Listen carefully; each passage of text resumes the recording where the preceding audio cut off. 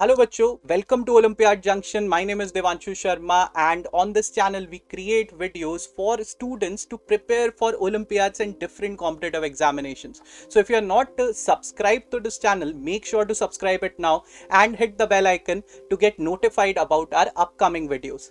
Now, talking about this video, we are going to discuss about the fourth and the last section of SOF IMO 2020 paper, that is Achievers section. This section I would say would be the most important one because there are only 5 questions but they carry 15 marks. मतलब 3 mark का एक question है, so you can understand कितना importance रखता है.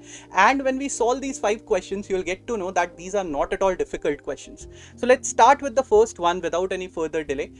So the question says that read the statement carefully and select the correct option. So the first statement says that if the diagonals of a cyclic quadrilateral, first of all, what is a cyclic quadrilateral?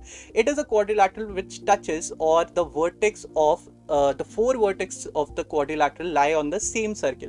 So if the diagonals of a quadrilateral are diameters of the circle through the vertices, then it has to be a rectangle. It is a like a true statement, कुछ भी गलत नहीं है इसमें. The second statement, if the sum of a pair of opposite angle of a quadrilateral is 180 degree, the quadrilateral has to be cyclic. ये तो definition ही है cyclic quadrilateral की. So both the statements are true and we can say that option 1 would be the correct answer, which says that both the statements are true. Option 1 would be the correct answer. So let's move on to the next question. Study the given coordinate system very carefully and fill in the blanks. So the first one is the sum of the abscissa of A. Abscissa of A, I would say, is equal to 1. This is the abscissa of A. Basically, abscissa is the x coordinate and ordinate is the y coordinate. And ordinate of E is equal to minus 2. 1 और minus 2 का summation would be equal to minus of 1. Second, coordinates of point D, अगर point D के coordinates की बात करूं तो उसका y coordinate -4 है और x कोऑर्डिनेट प्लस -2 है. तो -2, -4, -2, -4 and the difference between the ordinates of B and C. B का ऑर्डिनेट है 3 और सी का ऑर्डिनेट है 4. So the difference is equal to 1. 3 minus 4 that is equal to -1. तो यहां पर -1, -2, -4 and -1 again, that is option B should have been the correct answer. Okay, let's move on to the next question then. The next question says that a die is rolled 2 times simultaneously. Find the probability of of the given conditions and match the following. तो अगर 2 dice simultaneously roll out करी है मैंने, तो basically इन सब चीजों की probability कितनी होगी ये पूछना चाह रहा है. Getting a doublet. तो first of all what is the total sample space, मतलब टोटल नंबर ऑफ आउटकम्स कितने होंगे. तो I would say if you are rolling a dice twice, so the total number of outcomes would be equal to 36. Then getting a doublet मतलब basically same चीजें आ जाए दोनों पे. तो 1-1 आ सकता है, 2-2 आ सकता है, 3-3 आ सकता है, 4-4, 5-5 and 6-6. So a total of 6 favorable conditions are possible. So I would say that for the first one, 6/36 or 1/6 would be the correct answer. मतलब P के लिए second वाला सही है. Q की बात करते हैं.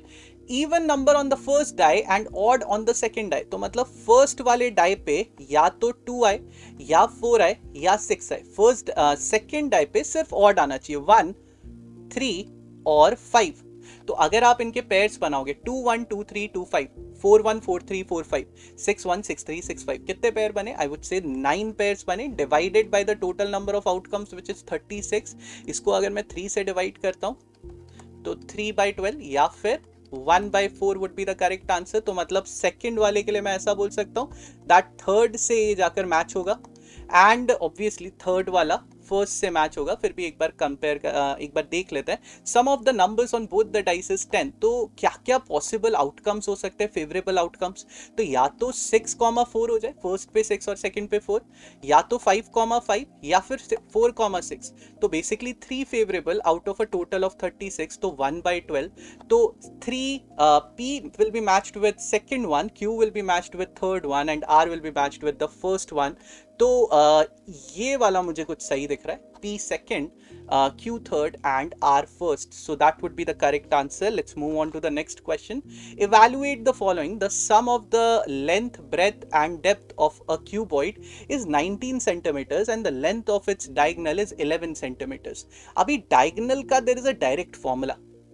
So I would say this 11 square, मतलब diagonal का square is equal to length का square प्लस ब्रेथ का स्क्वायर प्लस हाइट का स्क्वायर, और दूसरा चीज आपको दे रखा है that length plus breadth plus height is equal to 19. एक बार ये सेकंड वाली इक्वेशन को स्क्वायर कर देते हैं, तो आई वुड से 19 का square 361 is equal to length plus breadth plus height का होल स्क्वायर. अभी अगर मैं इसको एक्सपैंड करूंगा it would be L square plus B square plus H square plus twice of L B plus B H plus L H. अभी आपको ऐसा कुछ लग रहा है that this is basically the surface area of a cuboid? हाँ बिल्कुल, और ये आपको ऑलरेडी दे रखा है that it is equal to 121, right, because 11 का स्क्वायर तो 361 यहाँ पर है.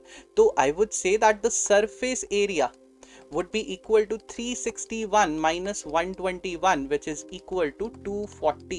तो पहले वाले का आंसर तो क्लियरली निकल के आता है that it is equal to 240.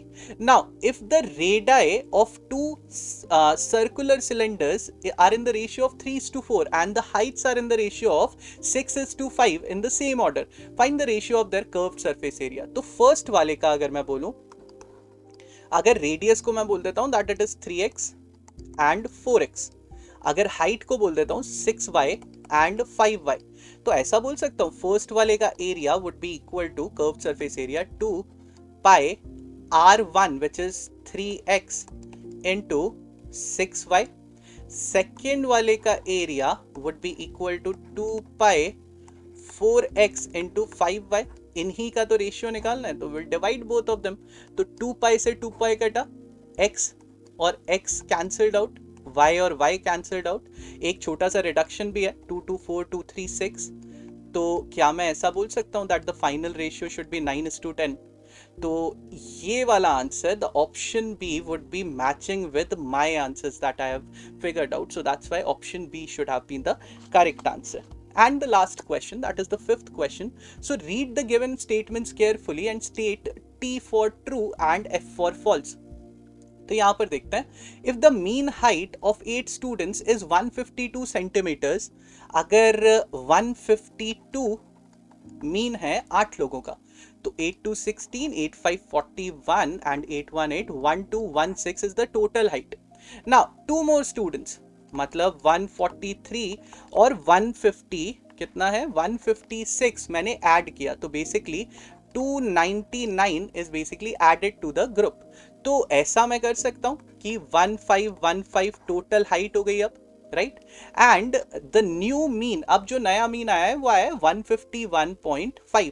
तो अगर मैं इसको टोटल नंबर ऑफ स्टूडेंट्स, पहले 8 थे 2 ऐड हुए तो आई डिवाइडेड बाय 10, तो मेरी नया मीन कितना आता है 151.5. So it is a true statement.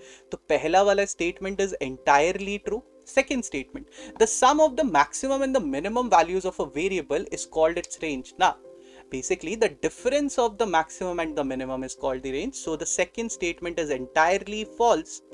Third statement, for the given data 15, 11, 17, 15 and so on, the mode is 15. देख लेते हैं 15 कितनी बार आ रहा है. 15 1 2 3 4, तो 15 is coming 4 times. उसके बाद 11 तो एक ही बार आ रहा है, तो उसको देखने की जरूरत नहीं है. 17 की अगर बात करूं 1 and 2, ये भी नहीं, is not going to be the mode.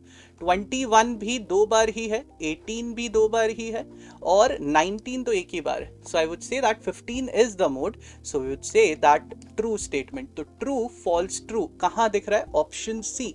So I would say that option C should have been the correct answer. And these were the 5 questions for achievers section, and as you can see these are not at all difficult, लेकिन thrice the weightage लेकर आते हैं. सो I hope that we are able to understand this. And this was the last video of this particular series. series of SOF IMO 2020 का जो हम solving करते हैं. This would be the part 4. If you like the video, make sure to subscribe it and share it with your friends. And I'll see you in the next video. Till then, bye bye and stay safe.